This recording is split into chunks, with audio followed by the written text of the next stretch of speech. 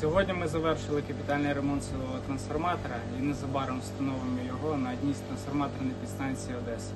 Ми завжди робимо все, щоб наші клієнти були зі світлом. Вірте в енергетику!